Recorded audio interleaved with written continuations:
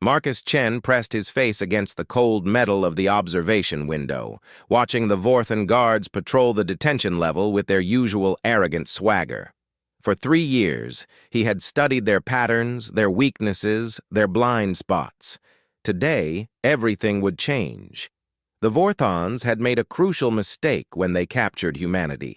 They assumed that because humans lacked advanced technology, they lacked intelligence.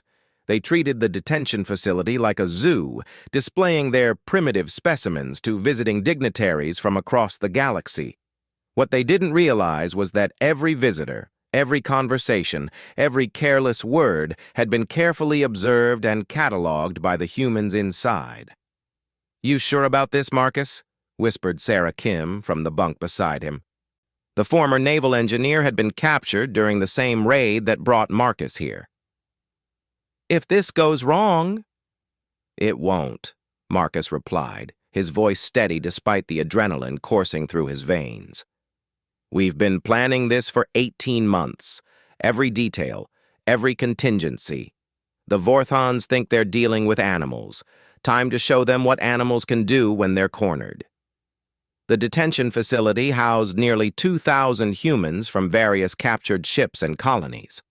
Most had given up hope, accepting their fate as living exhibits in the Vorthan Empire's grand collection of lesser species. But Marcus had never stopped fighting, never stopped planning. His background as a military strategist had served him well, even in captivity. The plan was elegant in its simplicity. The Vorthons relied heavily on automated systems, believing their technology was too advanced for primitive minds to understand. They were wrong. Sarah had spent months studying the power distribution network through careful observation during maintenance periods. Dr. Elizabeth Reeves, a former xenobiologist, had decoded their communication protocols by listening to guard chatter. Lieutenant Commander James Park had mapped every entrance, exit, and security checkpoint. At exactly 1400 hours station time, Marcus gave the signal. Sarah triggered the cascade failure she had programmed into the power grid weeks earlier. The lights flickered once, twice, then died completely. Emergency lighting bathed everything in an eerie red glow as backup systems struggled to compensate for the sudden drain on the main power core. In the confusion, Dr. Reeves activated the communication jamming sequence she had devised. The Vorthan guards found themselves cut off from their commanders, their sophisticated comm systems turned against them by someone they had dismissed as intellectually inferior. Marcus moved through the darkened corridors like a ghost. His team had spent months studying Vorthan anatomy and physiology through careful observation. They knew exactly where to strike to incapacitate without killing. The first guard went down silently, his neural cluster temporarily disrupted by a precise blow from Marcus's makeshift weapon. The second guard managed half a cry before Lieutenant Commander Park's improvised chokehold rendered him unconscious. These weren't random acts of violence. They were surgical strikes based on months of careful study and preparation. Within minutes, the human prisoners were flooding through the corridors, but this wasn't a chaotic riot. Marcus had organized them into disciplined units, each with specific objectives. Group 1 secured the armory. Group 2 took control of the communications array. Group 3 headed for the hangar bay where their ships were stored as trophies. The Vorthons had never imagined that their primitive prisoners could coordinate such a complex operation. They expected desperate scrambling and random violence, not military precision from beings they considered barely sentient. "Marcus, we've got the main computer core," reported Dr. Reeves through their improvised communication network. "The encryption is child's play once you understand their mathematical base 16 system. I'm downloading everything: ship manifests, personnel records, diplomatic communications. The galaxy is about to learn some very interesting things about the Vorthan Empire." The Vorthans had made another critical error. They kept detailed records of every species in their territory, including comprehensive intelligence reports on military capabilities, diplomatic relationships, and internal conflicts. By capturing and studying humans for 3 years, they had unknowingly given their prisoners access to a galaxy's worth of strategic intelligence. Marcus reached the command center just as the automated defenses came online. But Sarah had anticipated this too. Her power grid sabotage included a clever feedback loop that turned the defensive systems into an offensive weapon against their own operators. The Vorthon officers found themselves trapped behind their own security barriers as their most advanced technology worked against them. "This is impossible," gasped Commander Zektor, the facility's commanding officer, as Marcus entered the control room. "Your species barely understands basic mathematics. You couldn't possibly—" "That's where you're wrong," Marcus replied calmly, his hands dancing over the Vorthon control interface with surprising familiarity. "We understand math just fine. We also understand psychology, military strategy, and the art of war. You just never bothered to ask." The escape was only the beginning. As human ships launched from the facility's hangar bay, carrying their former captives to freedom, Marcus initiated the final phase of his plan. Every piece of intelligence Dr. Reeves had gathered was being transmitted across the galaxy on multiple frequencies, in multiple languages. The message was simple but devastating. The Vorthon Empire had been maintaining secret prison camps for inferior species, while publicly claiming to be benevolent protectors. They had been conducting illegal experiments, violating dozens of galactic treaties, and systematically oppressing entire civilizations. Worse, their military was far weaker than they claimed, their technology more vulnerable than anyone suspected. As the last human ship cleared the facility's defensive perimeter, Marcus allowed himself a moment of satisfaction. But he knew this was just the beginning. The galaxy was about to change in ways no one could predict. Within hours, the first responses began arriving. The Kethtar Republic, longtime rivals of the Vorthon Empire, sent a message of support and an offer of sanctuary. The Stellar Confederation expressed outrage at the revealed atrocities and demanded an immediate investigation. Even the normally neutral Trade Alliance issued a formal condemnation. But it was the message from the Arcturian Council that truly surprised Marcus. These ancient beings, considered the galaxy's premier military strategists, sent a simple communication. Humans demonstrate exceptional tactical capability and strategic thinking. The Arcturian Council wishes to discuss mutual cooperation agreements. Similar messages followed from the Centauri Defense League, the Outer Rim Collective, and even the mysterious Void Walkers. Each galactic power had read the intelligence reports, seen the recordings of the escape, and reached the same conclusion. Humanity was far more capable than anyone had realized. The Vorthons, meanwhile, were scrambling to contain the damage. Their parliament was in emergency session, their military commanders were demanding explanations, and their allies were beginning to ask uncomfortable questions. The primitive species they had captured and caged had just exposed them as frauds and weaklings to the entire galaxy. Marcus stood on the bridge of the rescued human flagship, watching the communications board light up with incoming messages. Every major power in the galaxy was reaching out, offering everything from military alliances to exclusive trade agreements. They all wanted the same thing: access to human strategic thinking and tactical innovation. "What do we do now?" asked Sarah, joining him at the observation deck. "Everyone wants to be our friend." Marcus smiled grimly. "Now we make them compete for the privilege. The Vorthons taught the galaxy that humans are valuable. Time to find out exactly how valuable." The irony wasn't lost on him. By trying to cage humanity, the Vorthons had inadvertently proven human worth to the entire galaxy. Their arrogance had created the very situation they feared most: a united humanity with powerful allies and detailed knowledge of galactic politics. As more messages arrived from increasingly desperate galactic powers, each offering more generous terms than the last, Marcus realized that breaking free had been the easy part. Now came the real challenge. Navigating a galaxy where everyone wanted humanity as an ally, and some would do anything to ensure their competitors didn't get there first. The cage was open, but the game had only just begun. 3 weeks after the escape, Marcus found himself in the most unlikely place imaginable, the diplomatic quarter of Nexus Station, the galaxy's neutral meeting ground. The sterile corridors buzzed with activity as representatives from dozens of species hurried between meetings, each trying to secure their piece of the human advantage. "The Arcturian Council has increased their offer again," reported Dr. Reeves, sliding a data tablet across the conference table. "Full citizenship for all humans, technology-sharing agreements, and a seat on their strategic planning committee, plus mining rights to 3 systems in the outer spiral." Lieutenant Commander Park whistled softly. "That's twice what the Centauri offered yesterday. And the Kethtar are throwing in their entire intelligence network."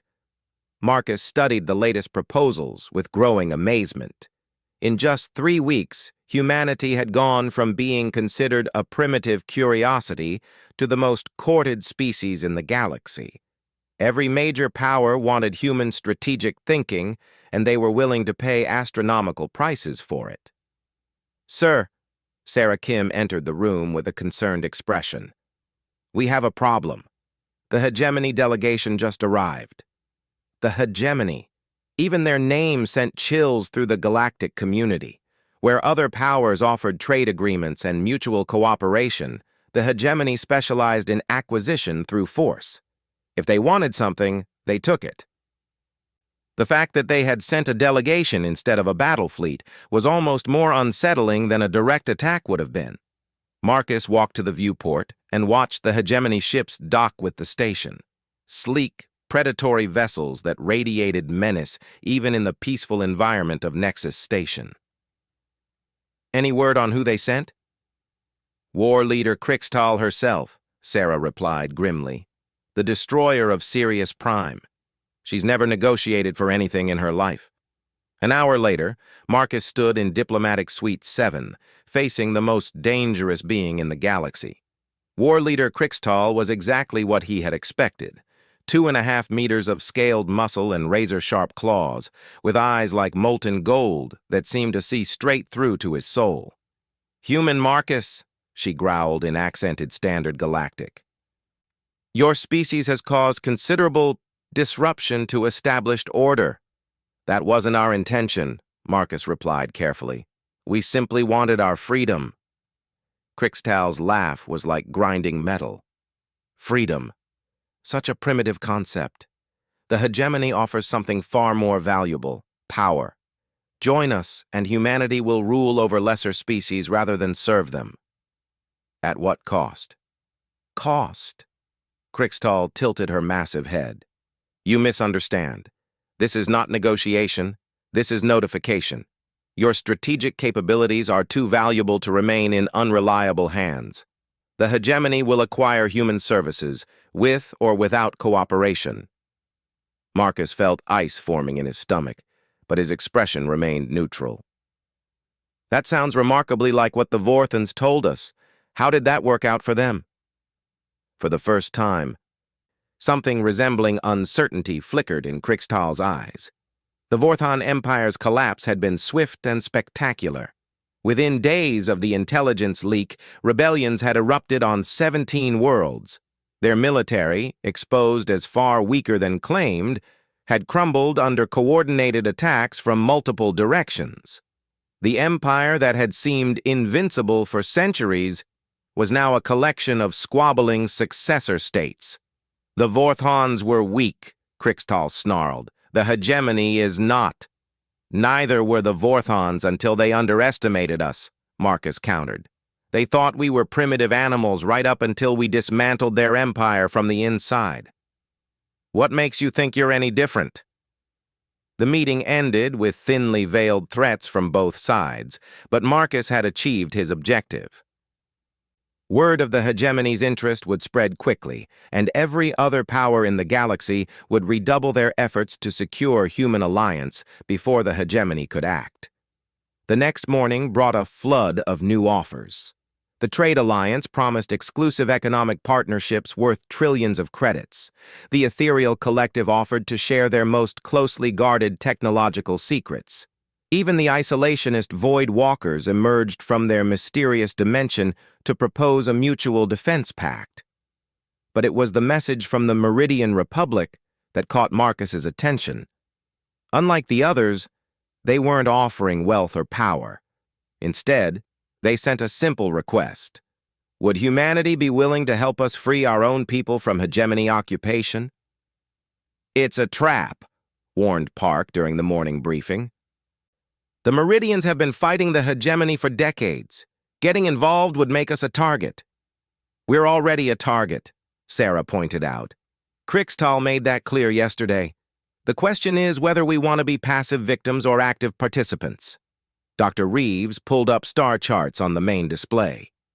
"The strategic situation is fascinating.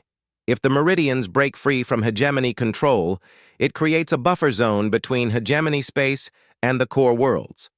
Every civilized power would benefit, but none want to risk direct confrontation with Crixtal's forces."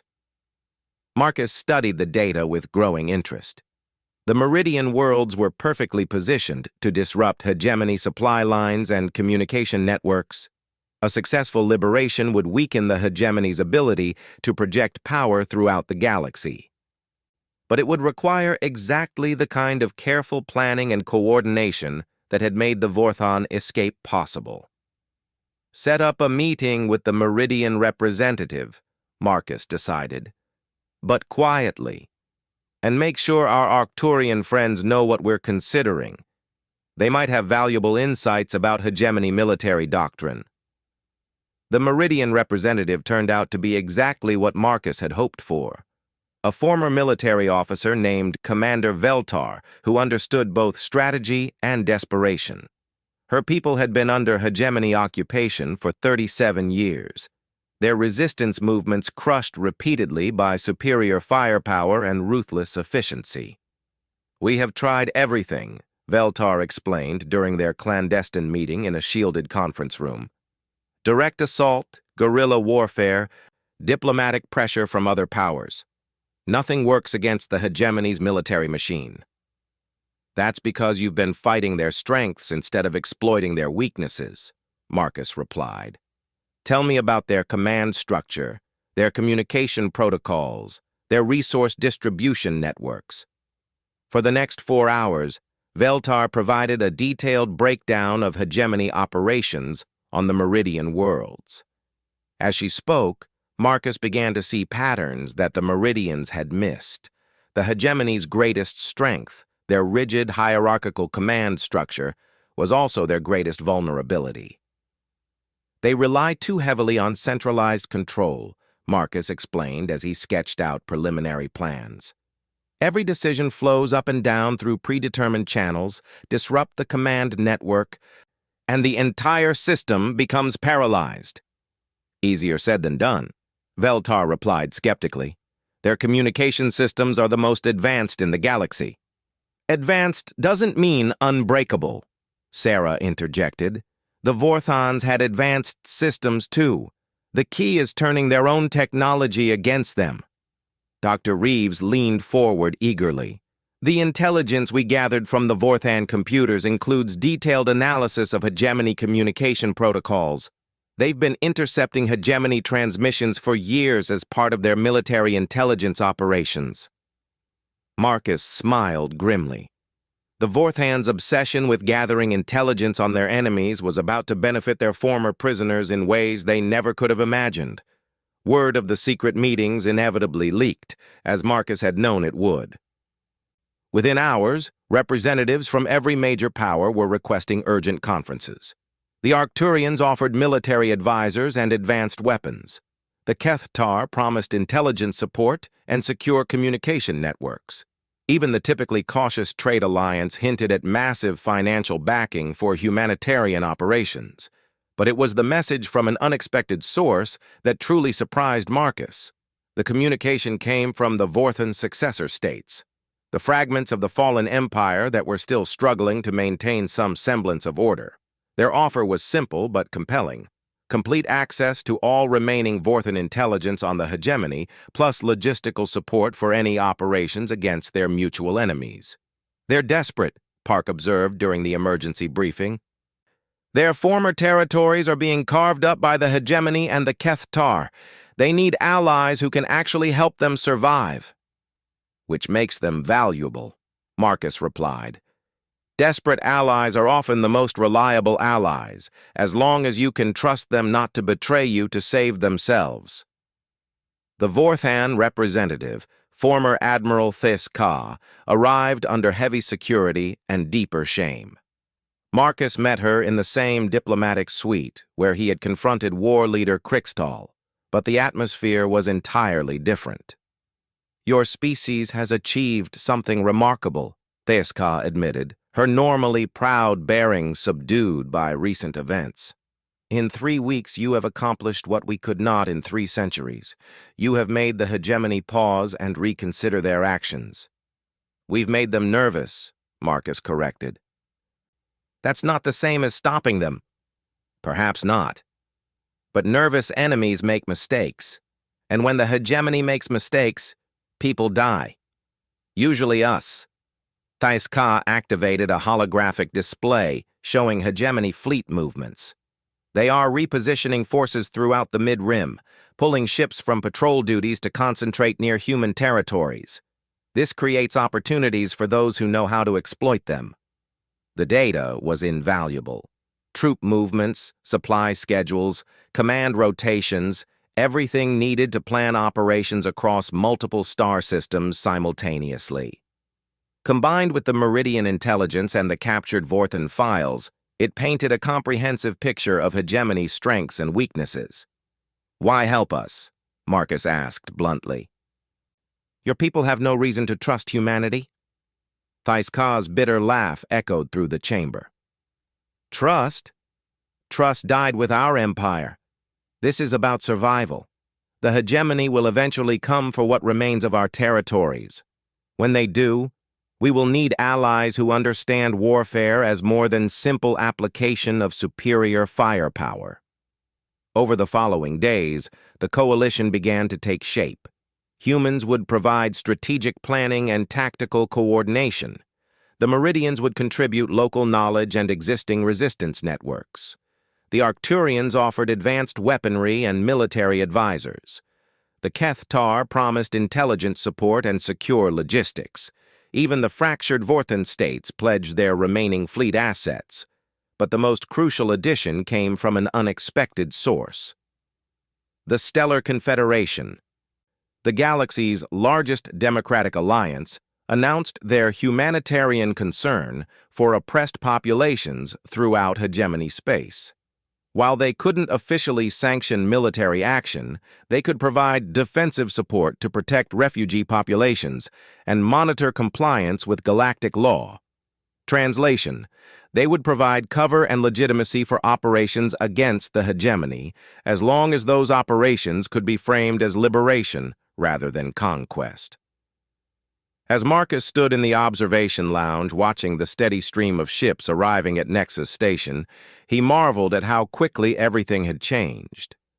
3 weeks ago, humanity had been unknown prisoners in a Vorthan detention facility. Now they were the center of the largest military alliance in galactic history. "Second thoughts?" asked Sarah, joining him at the viewport. Marcus watched a Kethtar dreadnought dock alongside an Arcturian cruiser, their crews undoubtedly sharing intelligence and coordinating operations. "Just thinking about how we got here. The Vorthans wanted to cage us and show us off like exotic pets. Instead, they created the very thing they feared most: a unified galaxy working together against oppression. Think it will work?" Marcus smiled, remembering war leader Krixtal's certainty that the hegemony was invincible. "The hegemony has never faced anything like what we're putting together. They're used to fighting individual species, isolated resistance movements, desperate last stands. They've never dealt with coordinated strategy backed by multiple civilizations working in perfect harmony. And if we lose? Then we lose fighting for something worth dying for. Marcus replied simply. The Vorthans taught us that freedom is never freely given. Sometimes you have to break the cage open yourself. Sometimes you have to help others break theirs. The final preparations were nearly complete. Within days, the largest liberation fleet in galactic history would launch, carrying hope to the oppressed and fear to the oppressors. The galaxy would never be the same. The liberation of Meridian Prime began not with the thunder of weapons, but with silence. Marcus watched from the command deck of the Allied flagship as the first phase of Operation Broken Chain unfolded exactly as planned.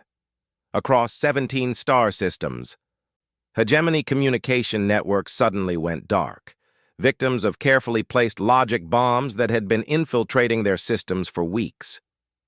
Signal intercepts are clean, reported Dr. Reeves from her station. The hegemony commanders are blind and deaf. They're trying to establish communication through backup channels, but Sarah's feedback loops are keeping them in constant reset cycles. The beauty of the plan lay in its elegant simplicity. While the hegemony had been repositioning forces to counter the perceived human threat, the coalition had been implementing something far more sophisticated than a direct attack. They had spent months studying captured Vorthan intelligence, identifying every weakness in hegemony doctrine and technology. The hegemony's greatest strength was their ability to coordinate massive fleets across multiple star systems through their advanced communication network. Remove that capability, and their ships became isolated units following outdated orders with no ability to adapt to changing circumstances. Phase 2 is go, announced Commander Veltar from the Meridian Command Station. Resistance cells are activating across all occupied worlds. Weapons caches are being distributed, and target priorities are confirmed. Marcus smiled grimly as status reports flooded in from across hegemony space. The Meridian Resistance had been preparing for this moment for decades, but they had never possessed the coordination and support to make their efforts truly effective. Now backed by Arcturian weapons, Kethtar intelligence, and human strategic planning, they were striking at critical infrastructure with surgical precision. Hegemony response fleets are launching from their fortress worlds, reported Lieutenant Commander Park. But they're operating without centralized coordination. Each fleet commander is making independent decisions based on limited local intelligence, which was exactly what Marcus had hoped for. The hegemony military machine was designed around overwhelming force directed by superior strategy. Remove the strategic element, and their forces became exactly what they claimed to despise: undisciplined brutes relying solely on superior firepower. The first major engagement came at the Meridian orbital shipyards, where a hegemony patrol fleet encountered what they assumed was a small rebel force. What they actually faced was a carefully coordinated ambush involving ships from 6 different species, each contributing their unique capabilities to create a whole far greater than the sum of its parts. Arcturian heavy cruisers provided long-range firepower, while Kethtar stealth ships disabled the hegemony vessel's sensors. Meridian fighters, enhanced with human tactical software, swarmed the enemy formation like angry wasps. Vorthon ships, their crews eager to prove their worth to new allies, served as mobile command platforms, coordinating the attack with precision the hegemony had never encountered. Hegemony fleet is withdrawing from Meridian Prime orbit, announced the tactical officer with barely contained excitement. They're falling back to the outer system defense perimeter. But Marcus knew this was just the beginning. War leader Krixtal was too experienced a commander to be defeated by a single setback. She would adapt, regroup, and strike back with overwhelming force. The question was whether the coalition could maintain their advantage long enough to achieve their strategic objectives. The answer came from an unexpected source. As hegemony forces regrouped in the outer system, preparing for a massive counterattack, the Stellar Confederation made their move. Claiming humanitarian concerns for civilian populations caught in the crossfire, they established protective zones around key worlds using their vast fleet of supposedly non-military vessels.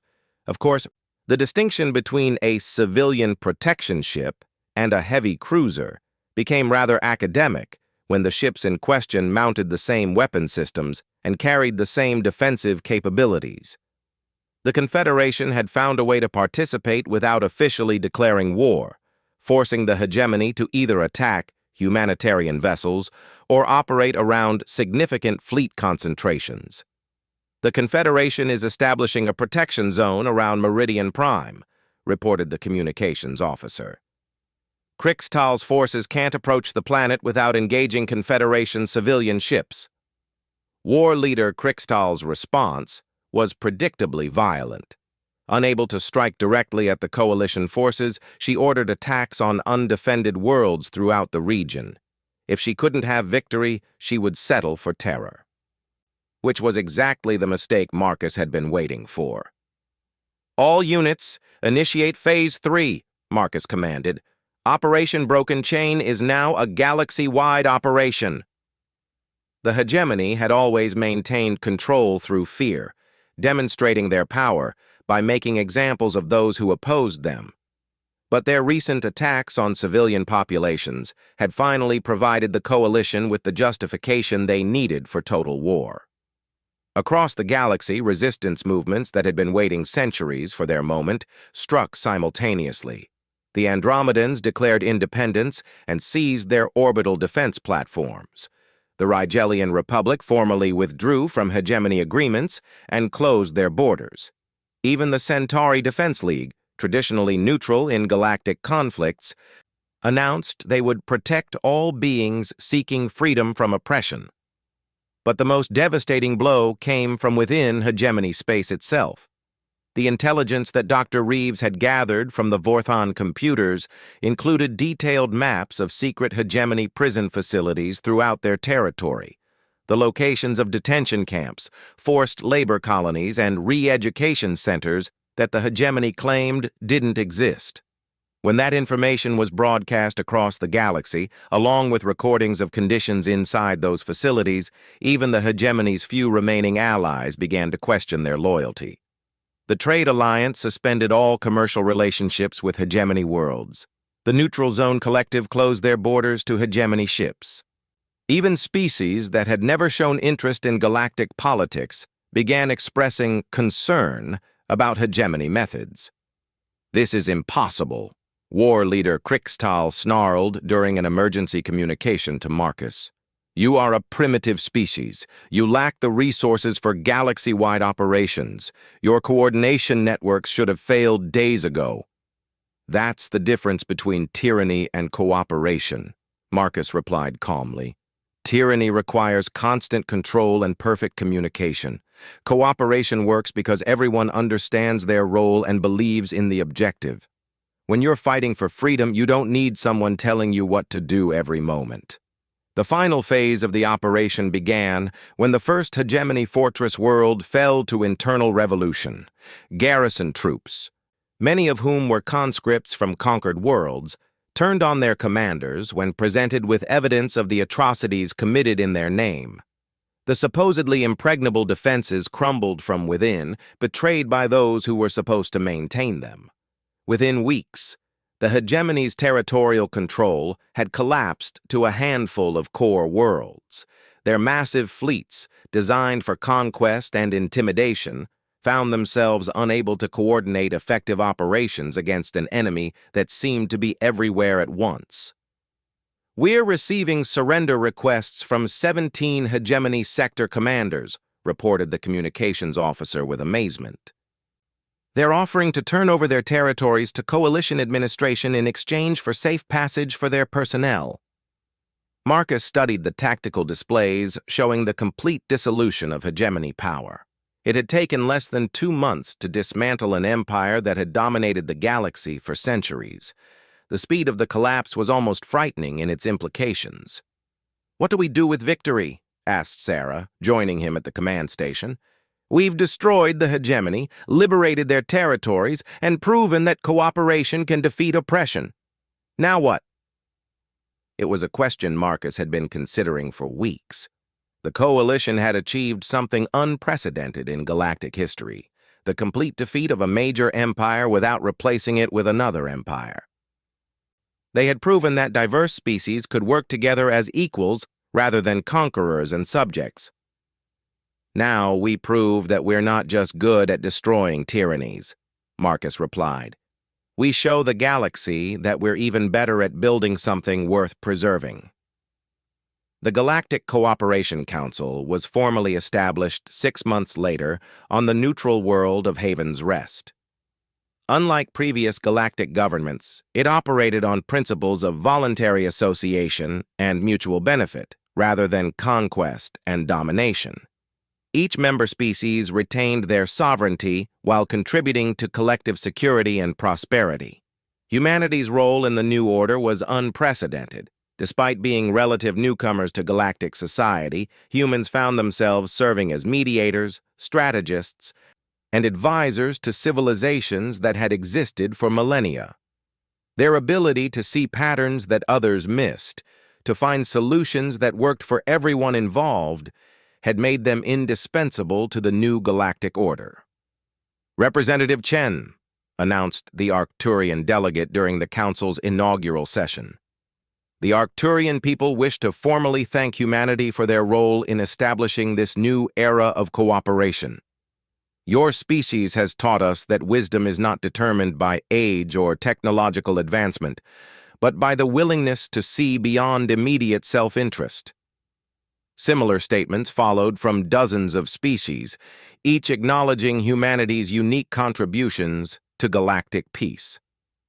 The irony wasn't lost on Marcus that the same qualities that had made humans seem primitive to the Vorthans, their adaptability, their cooperation, their refusal to accept subjugation, were now considered the foundation of enlightened governance. War leader Krixtal herself, now stripped of rank and authority, stood before the council to face judgment for her crimes. But instead of execution or eternal imprisonment, she received something she had never expected: a chance at redemption. The former hegemony territories need administrators who understand their culture and infrastructure, Marcus explained to the assembled delegates. Rather than impose our values on unwilling populations, we should offer them leaders who can help them transition to self-governance. Even former enemies can become valuable allies if given the opportunity to prove their worth. Krixtal's response was barely audible. "Why? Why show mercy to those who showed none?" Marcus met her golden eyes steadily. "Because that's what separates civilization from barbarism. Not technology, not military power, not the ability to dominate others. The willingness to offer hope instead of despair, cooperation instead of conquest, redemption instead of revenge." The ceremony concluding the formal establishment of the Galactic Cooperation Council took place exactly 1 year after Marcus had first pressed his face against that observation window in the Vorthan detention facility. As he stood before representatives from over 100 species, all of whom had come together to build something better than what had come before, Marcus reflected on the incredible journey that had brought them to this moment. The Vorthans had intended to demonstrate human inferiority by caging them like animals. Instead, they had revealed human adaptability and strategic thinking to the entire galaxy. The hegemony had sought to acquire human capabilities through force and intimidation. Instead, they had provoked the formation of the largest cooperative alliance in galactic history. Every attempt to suppress humanity had only made their unique qualities more apparent to those willing to see beyond preconceived assumptions about primitive species and advanced civilizations. "Ladies, gentlemen, and beings of all classifications," Marcus addressed the assembly. "1 year ago I broke open a cage, not knowing that in doing so I was breaking open the cages that confined us all. Today we begin the real work, proving that freedom is not just something to be won, but something to be shared, something to be preserved, something to be offered to every being in the galaxy who dreams of a better tomorrow. The applause that followed came from representatives of species that had been enemies for millennia, now united in common purpose.